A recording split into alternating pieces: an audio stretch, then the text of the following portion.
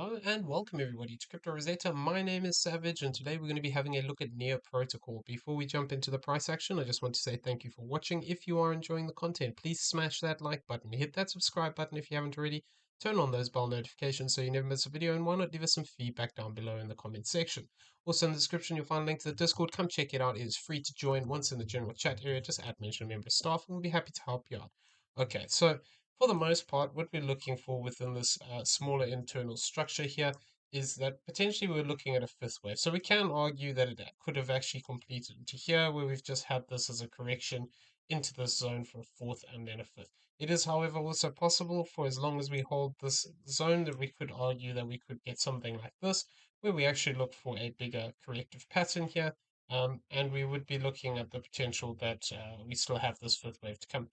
The thing is, this is starting to get quite big. I'd want this to end quite soon if this is the case, and we're looking for this fifth wave to the upside. And effectively, what we'd be looking for was potential for a five-wave structure. So we can subdivide this and count this 1, 2, 3, 4, and 5, and then potentially it's completed. So we're going to go over potential for actually looking to move up from here, as well as the potential that we could still look to move down. If we are completed into this point here as a fifth wave to the upside, effectively what we could then have is that we are starting a bigger push to the downside. So the support zone on the lower end would be this 1874 to this 1473. This would be a zone we'd be looking for potentially as a B wave support. So we're going to go over some of these options.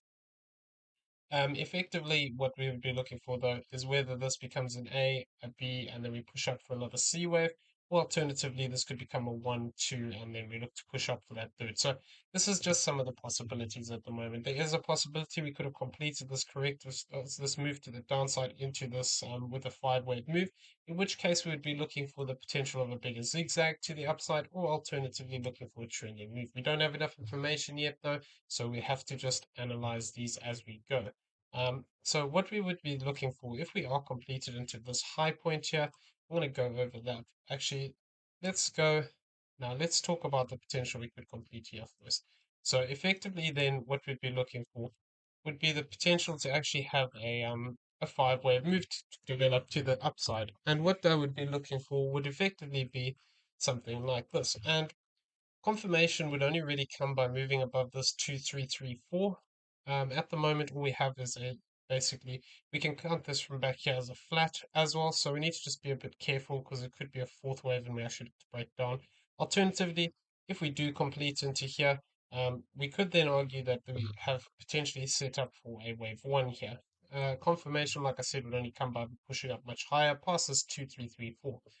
What we could have here within this structure is either this could be a completed wave 2 into here, or alternatively we could have one more drop to the downside, where basically we look at this move here as an A, this up as a B, and then potentially looking for a C wave to the downside. So we can move this around a little bit and argue we've had a flat and a B wave here, in which case what we'd be looking for within this would effectively be a move down towards this 1-to-1 again, which would be this 21.13.9 to the lower range. We wouldn't really want to come past this 1618, but some of these other fib areas could be quite interesting if we do move down here. So this is something that could play out. If we do maintain this yellow box area, or this orange box area rather, we can argue that we could come back down, retest this 618, and then look for this push to the upside. So if we start to develop some impulsive structure to the upside, this would be an interesting zone, this 2334. If we do manage to cross that, we can then argue that we would be looking for this additional fourth and fifth,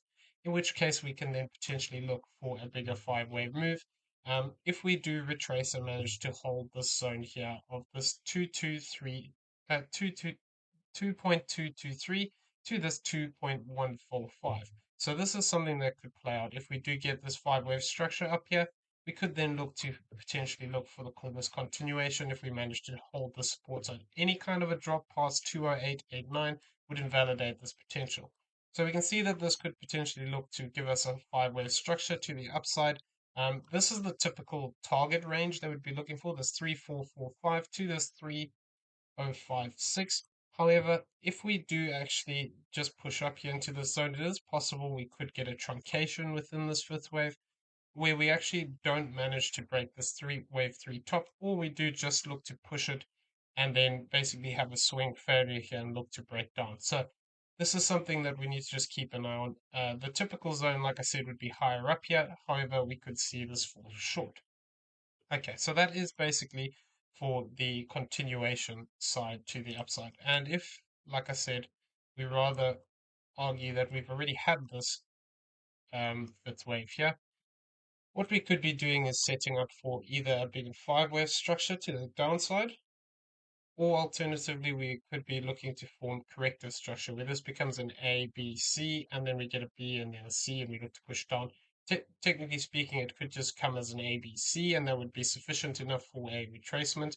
And that would be looking at this move uh, as something like this. So they would be taking this just as an A wave into this low point, and then looking for the potential that we could actually be looking for this C wave to the downside. So the way we would be looking at that potentially is that this would become another A, B, and C if it's going to be a WXY, or alternatively, this could become a 1. We come back up for a 2, and then we look to break down. So we're going to go. So if we look for that as a potential 1-2 situation, what we would be looking for is moving up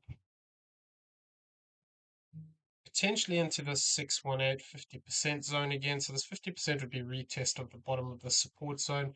786 would be the highest we'd really want to go. So $2.31 to this 222.7.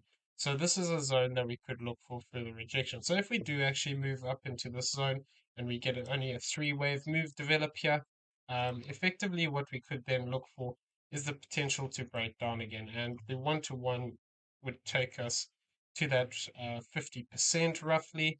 If we do extend out slightly towards that 1618 zone, that could take us right up into that golden pocket area.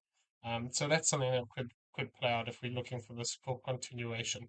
So with that, like I said, either this can just become an A, B, and a C, and we break down, or alternatively, we can get a five-wave move here where this becomes a 1-2 breakdown for a third wave. So depending on how high we went here, effectively that third wave could look to target as low as this $1.85 as at a 1.618. So that would be 1, 2, 3. Then we'd be looking for a fourth and a fifth. So that would actually look to bring us deeper down than this yellow support box, which I've got drawn out here at this $2.01 to this $1.83. That's a zone we could still look to push down into if this is a corrective move. So this is a this is something we're going to have to just keep an eye on here. If we do look to break down here and the structure doesn't become impulsive, then basically we will have to look at this as looking at just a corrective move. However, we need to be careful because of the way this structure is forming. It can also form a 1-2, 1-2, and then actually we look to break down much deeper. So we're going to go over that option as well. I have this marked up, this orange ABC here, because we can also argue that potentially this is an A wave, this is a B, and then we could look for a five-wave move. So even if we do get a single five-wave move to the upside here, where this becomes a 1, 2, 3, 4, and a 5 to the upside, we need to be careful in this zone here of this $2.46 to this $2.40 range. This is an area we could look for rejection. And this yellow box here is actually a typical B wave retracement. So we could see that would actually take us back up into that 50% at the lower range. So this is something that we could, sorry, this would be a 382 of the whole move. But basically, this would be the 382, and this would be the 50% at this $2.50. So as a flat correction, it wouldn't be uncommon for this to move up to a 50%. So this is something we'll have to just keep an eye on. If we do get this C wave develop as a five-wave structure here to the upside, this could then still be within a B wave, like I've got marked out here, or alternatively, it could be a 2 in the more bearish situation where we look at this as a 1-2, and then we look to break down much deeper. So, these are still some of the possibilities that are on the table here. The other way that we're looking at it is the potential for having this as a direct breakdown. And this is basically the same sort of idea, except what we'd be looking for here would be that this would be potentially a wave 1 as a leading diagonal, and then the potential to actually form more five-wave structure to the downside. So off the current high point, confirmation would only actually come by moving down lower to this 1566. That would be a typical third wave area. It can fall slightly short sometimes, but we'll have to keep an eye on the structure. The structure is the most important thing. If we do, however, look to break down deeper here, this $1.56 would actually be a important zone. If we do move down past that, we'd be looking for this additional fourth and fifth. So the internal waves that I'm currently tracking is much the same like we're talking about. The possibility that we could look at this as a, B, and a C if it's going to be a corrective move. Or alternatively, we could get this breakdown as a five-wave structure. So the main difference between these is that between the corrective structure and this one is that this one would cross this $1.56 ideally, and they would be looking for that ideal third wave location. So if this does either start to break down here and become more impulsive, then we could be looking at this green counter with the circle, where we look at this as a 1, 2, or potentially this wave 2 could come a little bit higher, like we said previously. And then we could look for this drop for this wave 3, 4, and 5. So this is something we need to just keep an eye on within the structure we currently have. It is possible it just breaks down, and I just want to see whether I took that typical third wave off this high point. Yeah, so I did. I took it off this current structure. If we do, however, move up higher here towards the 618 and this $2.26, um, that would then move this target up slightly. So we'd have to keep an eye on that. Obviously, we'd have to adjust this move as we get the confirmations. Any kind of a move above this 23.37 would invalidate the potential of this breakdown. However, it wouldn't really be invalidated until we cross back above this high point here of $2.84. Until we actually break that $2.85 area, sort of that, then we need to be aware that this wave 2 can extend out. Like I said, we can potentially argue that we have a corrective structure here where we look at this where we count this slightly different as a zigzag. um it is neater to count it as an impulse, to be honest with you, but sometimes you get these B waves which are very tricky and look like five wave structure. So if we do get a C wave to the upside here, potentially we can look for something like this, where actually we just move this wave 2 over and we could still potentially look to break down. Obviously, if we start to progress too high here, like above this $2.69, it becomes less likely. The zone we'd be looking for a flat would be potentially, if I just throw this on here, if it's going to be an expanding flat, potentially this zone here of this $2.48 to this $2.41, or alternatively, we could look to fall short here. And the other way of measuring this is from this high point here down into here. And then looking potentially for either that 1 to 1. We have actually hit that 0.618, which does meet the minimum requirement for a running flat. So we'd have to just keep this in mind. It is a bit small though. Um, I would prefer it if it came up towards this 1 to 1, or potentially up into this zone here, this 236 to this 2294 area. So that would be something we could look out for if we do get some further progression up here. So the key thing here is, if we do start to move to the upside from this point, what we'd want to see is we'd want to see that first five wave move play out. Then we'd want to see that pull back and find that support again, to possibly above the support line if it moves up high enough. Then we'd want to see that move back into the support, and then we'd want to start to see that third wave play out. So we don't have any of this at the moment, and for as long as we don't manage to break above these 237.4 area, and if we carry on to the downside now, this $2.20, there is still possibility this could extend out and we could actually look to push much lower down here and basically look to come into the deeper end of this green box area.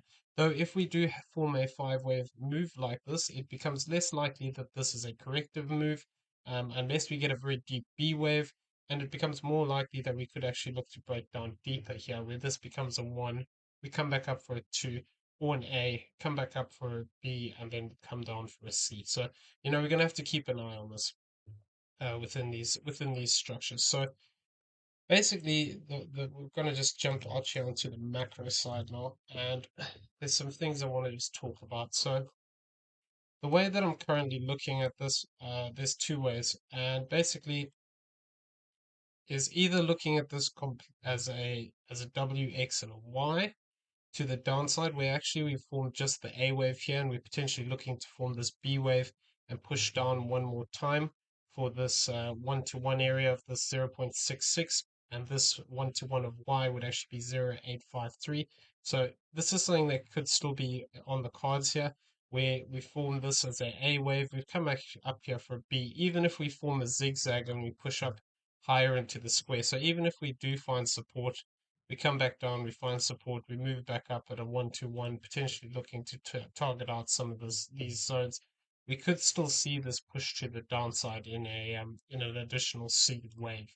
So, until we actually start to get this good structured up here, we would have to just be careful of the fact that this could be a corrective move still, and that we could still look to move down. So that's the one way that I'm looking at it. The alternative way that I'm looking at it is that potentially we have a five-wave structure here. We can argue that there could be an extension within this where actually the third wave ends here and we're looking for a fourth, but for the most part, this is my preferred count on it.